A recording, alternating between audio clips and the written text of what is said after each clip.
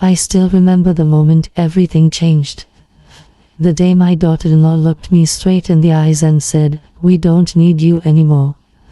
Her voice was calm, too calm, and she stood there in the middle of my living room with her arms crossed and her face cold as stone. "You've done enough, Evelyn," she said. "We'll take it from here." At first, I thought I misheard her. I smiled nervously and asked, "Take what, dear?" But she didn't even blink. "Everything," she replied. "The house, the accounts, the decisions. You've had your time, and now it's our turn." My heart sunk. This was my home, the same home where I raised my son after his father died. These walls held every memory of our lives, every laugh and tear, and now she wanted to erase it all. "You can't just take what isn't yours," I whispered. But she laughed softly, tilting her head as if I were a silly old woman. "Oh, I can," she said. "Michael already signed the papers. You should have thought about this before you made yourself the center of everything." I looked at my son, standing silently behind her. He wouldn't even meet my eyes. His hands were shoved deep into his pockets, his face pale with guilt. "Michael," I said softly, "tell me this isn't true." But he said nothing. Just looked down at the floor like a scared little boy who had broken something too big to fix. That silence was worse than the betrayal because silence means agreement. Silence means they've already made their choice. And then she said the words that cut deeper than anything else, "You can stay here until we figure things out. But please don't make this harder. We just want to move forward, without the past holding us back." Without the past, that's what she called me. The past. As if the years I'd given, the sacrifices I'd made, and the love I'd poured into this family were nothing but dust. I wanted to scream, to fight, but all that came out was a whisper. "This home isn't just walls. It's my life." She smiled, cold and polite. "Well, your life doesn't fit into our plans anymore." And just like that, she turned and walked out. Michael followed her, hesitating for only a second before closing the door behind them. The sound of that door clicking shut felt like the world ending. For the first time in my life, I felt invisible. Like I was fading right there in my own home. But that wasn't the end. Because the very next morning, there was a knock at my door that changed everything. "Hi everyone, I'm Evelyn. Thank you for being here with me today. Before I tell you what happened after that knock, please make sure to subscribe to the channel if you love emotional, true life stories that touch the heart. And tell me in the comments, where are you watching from? I'd love to know. You can even share a short story from your own life if you'd like, because sometimes your story might help someone who needs to hear it. The morning after that awful night, I woke to an empty house. The air felt heavy, almost haunted by everything that had been said. I made coffee like I always did, though it didn't taste the same. I sat by the window, watching the trees sway in the wind, and wondered, how did I become the villain in my own story? Just then, a knock echoed through the quiet. For a second, I thought maybe they'd come back to apologize. Maybe my son had realized what he'd done. But when I opened the door, it wasn't him. It was a young woman I'd never seen before, holding a stack of papers. "Mrs. Cooper," she asked. "I'm from the county office. I need your signature on a few documents regarding your property." My heart skipped. Property? What documents? My hands trembled as I took the papers. I could barely focus as she spoke about transfer of ownership and shared deed authorization. My mind spun. It couldn't be. They wouldn't, would they? But there it was, my son's signature, a NAS too, and a blank space waiting for mine. I closed the door without signing anything. My whole body was shaking. They were trying to take everything, even the roof over my head. That night, I didn't sleep. I sat at the kitchen table, the papers spread out before me, the ticking of the clock the only sound in the house. I thought about all the nights I'd stayed up sewing Michael's clothes when we had no money. The mornings I'd skipped meals so he could eat before school. The years I'd spent keeping this family alive, and now they wanted to erase me like I never existed. But the thing about being erased is, it only works if you let them. So I made a decision that night, a quiet one, but powerful. They might think I was old, fragile, and easy to forget. But they were wrong. I wasn't going to vanish. I was going to write myself right back into this story, in a way they'd never expect. But that wasn't the whole story. Because what happened next would change everything, for them, and for me. That night, as the wind howled outside my old windows, I couldn't stop staring at those papers. Every line, every signature, every word, they all screamed betrayal. I realized something I had been too afraid to admit. My own son, the boy I carried in my arms through every storm, had become a stranger. But I wasn't going to let them win. I might have been old, but I wasn't helpless. I've seen harder days. I've survived loss before. So the next morning, I took a long look at myself in the mirror. My hair was grey, my hands wrinkled, but my eyes, they still had fight in them. I grabbed my coat, tucked those documents into my purse, and walked down the hill to the town's legal office. The air was cold, biting at my cheeks, but it woke something inside me, a fire I thought had died long ago. When I reached the office, a young lawyer looked up from his desk. He couldn't have been older than my grandson, maybe 25 at most. His name tag said Daniel. He smiled politely. "How can I help you today, Nan?" I handed him the papers without a word.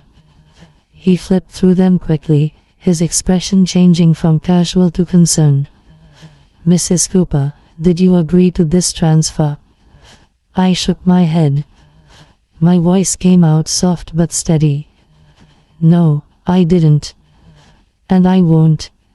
He looked up, eyes full of something like respect. "Good," he said. "Because if you had, you'd have lost everything."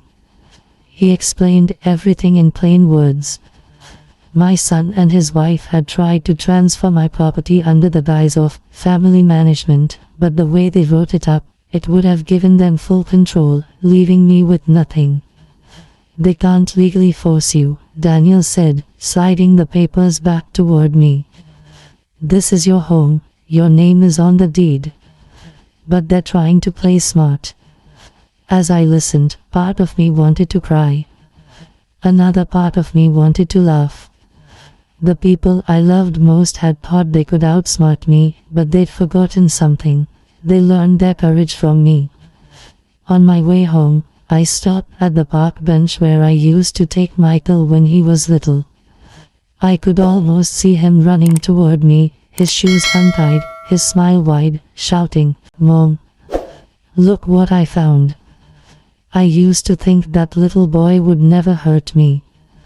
But life has a cruel way of turning innocence into greed. When I got back home, the house felt colder than ever.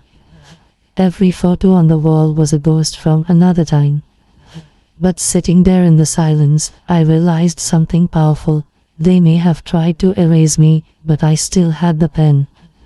So I started making calls. Not loud or angry ones, quiet, careful ones. I reached out to the same real estate agent who helped us buy this house decades ago. I asked questions, took notes, learned what I could. I discovered something shocking. The property wasn't just a home, it was sitting on land that had appreciated tenfold since we bought it. My house was worth far more than my family even knew. For a moment, anger surged through me. Was that why they wanted it? Was love never part of this equation anymore, just numbers and deeds and money? I poured myself a cup of tea and sat by the fire, staring into the flames. The memories burned inside me, my husband's laugh, Michael's first birthday, the nights we struggled to keep the heat on. Everything I'd built had been built with love, not greed. And I wasn't about to let money rewrite my story. Days passed, and I stayed quiet. I acted normal whenever they called. I even smiled when Anna asked how I was doing. "I'm fine, dear," I'd say softly, pretending to be the same fragile old woman she believed I was. But behind that calm voice, plans were already forming. I had visited the lawyer again and made arrangements, ones that would ensure this home could never be taken from me or sold without my say. One evening, as I was sitting on the porch, my grandson, little Ethan, came running up the steps. "Grandma," he shouted, holding something behind his back. "Guess what I made at school?" He pulled out a small paper drawing, a stick figure family, holding hands. Me, him, his mom, and dad.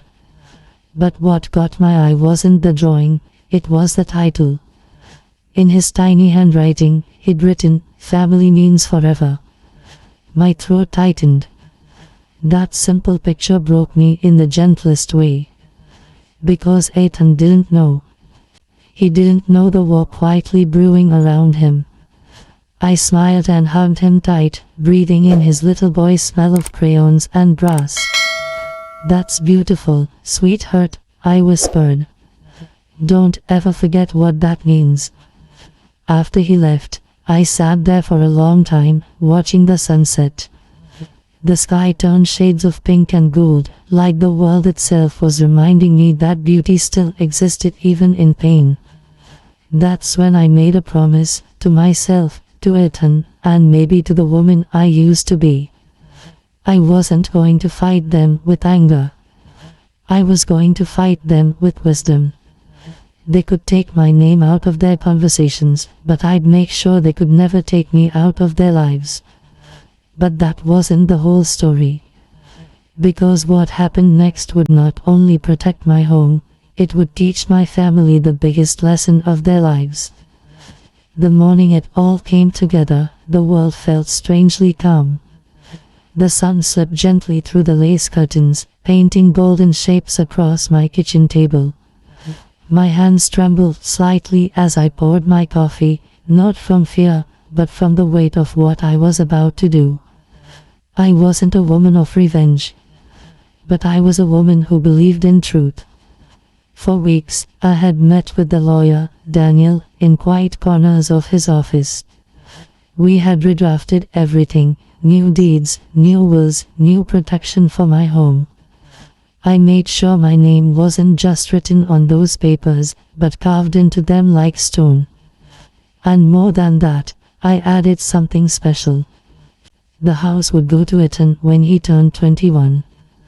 Not to his parents, not to anyone else, just him.